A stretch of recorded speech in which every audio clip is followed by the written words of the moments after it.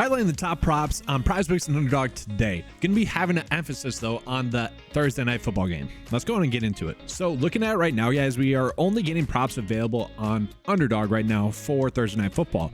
And if I'm on one of these props on Underdog and the line is a little bit different on PrizePicks, obviously just make the best educated decision you can possible.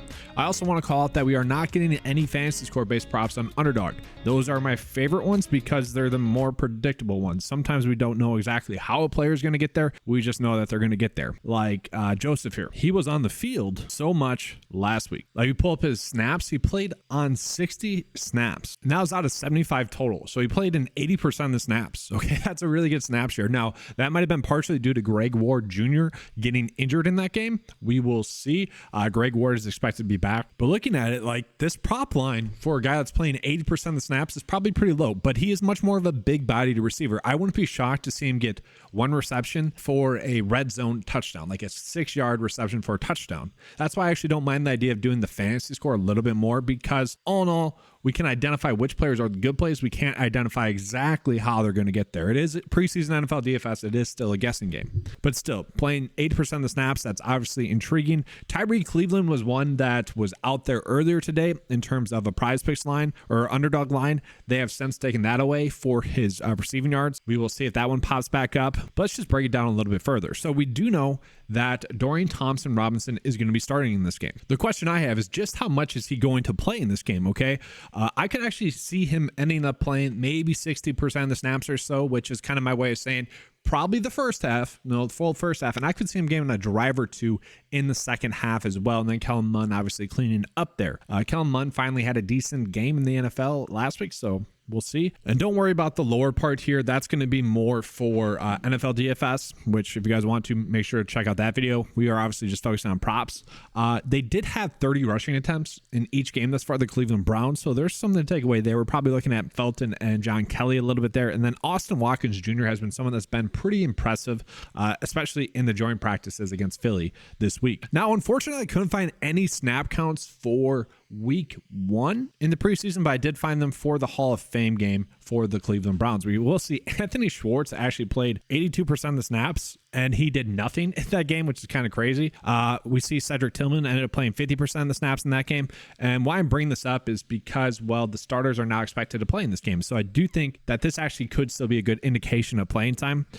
Look at this for DTR. He only played in 47% of the snaps. I could easily see that flipping, whereas, you know, Mund is playing less snaps than DTR. Now, that's just game flow too as well. They might just get more offensive plays in one half. I do expect DTR to be the one that gets the most playing time. David Bell, rookie receiver, has looked pretty good. You know, if he's going to get 42% of the snaps as well, that's kind of intriguing. Austin Watkins, he only played 35% of the snaps in week 1, so there is a little bit of a worry there. And I'm just bringing that up so we can make our best educated decisions for this slate. Okay, so like Cedric Tillman, if he's playing 50% of the snaps, it's kind of interesting. Same thing with David Bell, although there's a reason why these props are available right now, because they are probably the ones that are the closest to being 50-50. DTR, you know, if he's playing a full half, that seems pretty low. Same thing with Kellen Mond. Okay, if he is playing a full half, that does seem pretty low. And if we just look at their stats from the first 2 games, just in general, the Cleveland Browns here, we'll see that the passing yards props, you know, maybe a little bit too high for DTR, honestly. And then we'll see Demetric Felton and John Kelly both had good games running the football in that first game in the Hall of Fame game.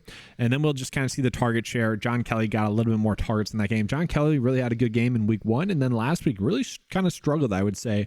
Yes, there was a lot of runs in which there wasn't a lot of room for him, but still, it was bad. Then we look at last week, DTR ended up throwing really well. 102 passing yards, okay? And then Kellen Mond, 79. And see, this is kind of why I like Kellen Mond a little bit more for over passing yards. If he gets a full half of football, there's a good chance that he does get around 90 passing yards. We've actually seen that when he was with Minnesota. That's basically what he averaged. So not a terrible one there. Once again, it does kind of feel like we are forcing it a little bit, though. And then Felton, the question is playing time for him, so it does feel like we're forcing that one a little bit there as well. And I do want to call out that Tillman still had 4 targets last week, so that line that we were getting on him, if he gets 3 receptions on those 4 targets, tough to imagine him not getting over that. And then real quickly, getting into the Eagles side of the football. So we know that the Eagles are kind of banged up at the receiver position. Covey, Watkins, and Kane are all banged up. Okay, so that actually means that those snap shares that we saw for those receivers is probably going to end up being pretty accurate once again this week, assuming that their starters don't play. That's what they did last year in the preseason, so I kind of expect that to occur again this year in this game. Do want to point out that Greg Ward has actually been having a really good game against the Browns D so far in practice this week. Something to pay attention to because he is someone that left the game last week but ended up having 5 targets and really productive in that game. You know, he's a 28-year-old receiver, been someone that's always been popping up in preseason. He's one of those guys that just really can't take the next step NFL talent-wise. He's proven that he's above practice squad caliber though. And then looking at kind of just their production as a whole, they had 34 rushing attempts and 35 passing attempts. That should lead to some predictability for us in terms of which players we want to be on. And then Tyree Cleveland, once again, this was someone that I already bet on. I did a little bit of a stack. We'll see if that ends up being a good bet. Let's go ahead and break down the Eagles a little bit more. And I keep checking on PrizePicks to see if we're getting some. I'll get into MLB after this. It's just frustrating that they don't have the NFL ones out. So let's just real quick look at this game log here. I'm very curious to see if Marcus Mariota is going to play in this game. Ian Book played a little bit and he really struggled. It's tough to see them being like, all right, we need to give Ian Book another look just because he did really look pretty bad. And honestly, hasn't ever really looked too good for the Saints. He is a running quarterback, so there is something there. Maybe we get like a rushing one for him, but I don't know. That'd probably be dumb. Okay. And so we can see, Greg Ward, we can see the 5 targets there. Tyree Cleveland, we can see the 10 targets. Both of them look really good. And then we just have a bunch of players else mixed in there. Okay. We see Trey Sermon, 9 carries, 21 yards. Okay. That being said, this line that we're getting for him does seem to be a little bit too high for me. The assumption is that he is still going to be the running back that does get the most snaps, like he did last week, 29. That's not even 50% of the snaps, though. So there is somewhat of a worry there, okay? So, like, if I was forced into making a decision here, I'd probably bet lower, but I don't love it. That just feels like a bad bet. What I think we want to be doing is maybe running out a stack here with the quarterback and the 2 receivers. So we did see that these 2 receivers have the most playing time, okay? Once again, I probably want to do fantasy score here. If we get like 2.5 or something like that, I think that's going to be the better option here. For now, I'll put higher for receiving yards. And then Tyree Cleveland as well. If he's going to be playing that much, he's definitely someone that's intriguing to me. I really liked his body control as a whole. I think that's why he was able to get a lot of separation on his routes. And even when the ball was in the air, he was able to adjust his body to the point where it kind of confused the defender, but also he put himself in position to make it easy catch. I do think he's going to have another good game. It's just, how does that happen? Like, is it with the receiving yards? But if we're doing those 3, like, obviously we want to roll with these ones. The biggest question that we need to figure out, and I haven't seen any confirmation on playing time for the Eagles just yet, is how much playing time is Tanner Mackey going to get? Okay, obviously he was impressive last week. Well, kind of 10 for 20, not the best there. But when he was on, it was impressive. He had some really impressive throws, I should say. And obviously he threw for 148 yards. So there is a decent chance for us to run a stack out. Based off the props available, this would kind of be the stack that I would want to run out. So that's enough for NFL for now. Hopefully I gave you guys enough to go off of once more props are available. Let's go ahead and get into MLB. But first, before I do that, I just want to remind you guys of the promo code that I have going on the 9to5 website. Get 50% off your first 9to5 membership and for your first month.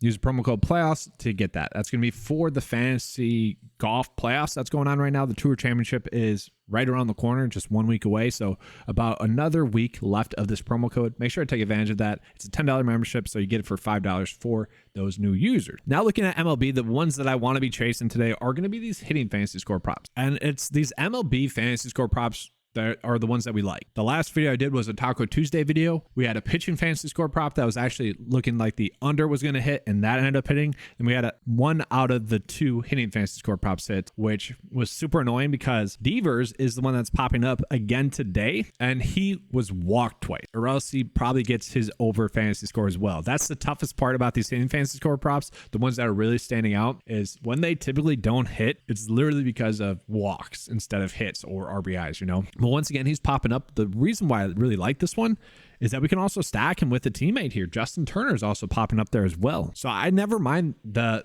possibility of having to run out a stack. To me, I kind of like that. It makes me a little bit encouraged about those types of props. And so we can see Devers, he hasn't been bad, but he hasn't exactly really had a great game. 6 fantasy points, 8 fantasy points, 5 fantasy points. I mentioned this game, 2 walks, right? If he gets one of those as a hit, he gets the over for here or a push here. So we will take that. I'm perfectly fine with that. And then the next one that we have is going to be Lindor for over as well. Not a terrible one that, as we can see. And then the next best one is actually going to be Juan Soto as well. Juan Soto, we look at the Vegas line, is actually favoring the over for the hitting fantasy score. Now that's going to be at 7.9, but that's still a pretty good number that we are getting there. So we get 4 pretty good MLB based props today. Let's go and check out the prize picks board in general, seeing if we are getting any great ones in general. And we can see, maybe one good hitting fantasy score or hits, runs, RBIs props for Mookie Betts. If we want to run out that one, we can. I don't mind that idea. And then we can see we get one good WNBA one,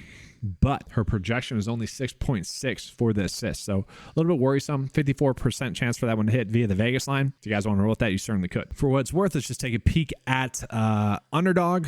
Nothing too much there. All right, so let's go ahead and take a peek at the discrepancies. So with the Taco Tuesday video, 2 of the bets already hit, which means that we already hit 6 bets on the Taco Tuesday slips because the tacos went 3 for 3. So it was already a profitable day. We still had 2 bets that are open. Okay, so it's 2 for 3 on the day.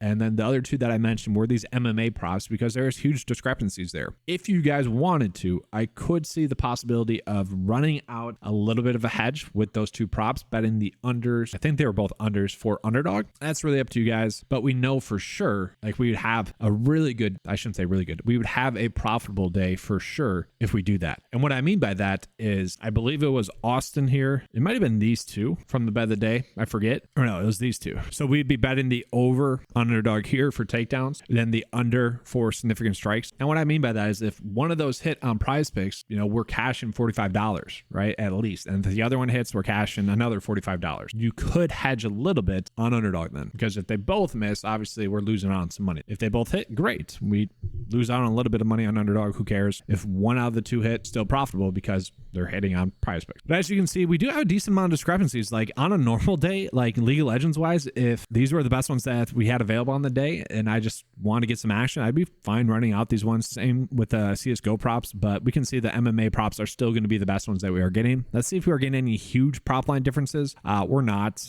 Yeah, the biggest one is still going to be that Gregory Rodriguez one, which is pretty surprising.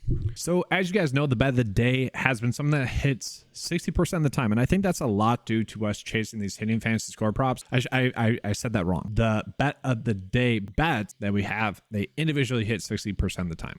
Okay, I want to make that very clear. That's a distinction that I need to make. But these ones typically do hit. These hitting fantasy score props, when the Vegas line is over by 2 and the projection data is over by 2 compared to the prize picks line, they hit about 70% of the time. That numbers went down a little bit over the past month or so because PrizePicks has been adjusting their lines a little bit more, but it's still hitting at a great rate. And so the best ones that we are going to get are going to be these 3. I already mentioned that. So I'm perfectly fine chasing these ones. Obviously, if we get some good NFL preseason props, we can roll with those. But for now, this is what it's looking like. Hopefully they hit. Fingers are crossed. If not, we'll get back at it again tomorrow. But that's going to be all for today's video. Hopefully you guys enjoyed the coverage. If you did, you know what to do. Give that like and subscribe. Let's have a good slate. And as always, let's keep cashing.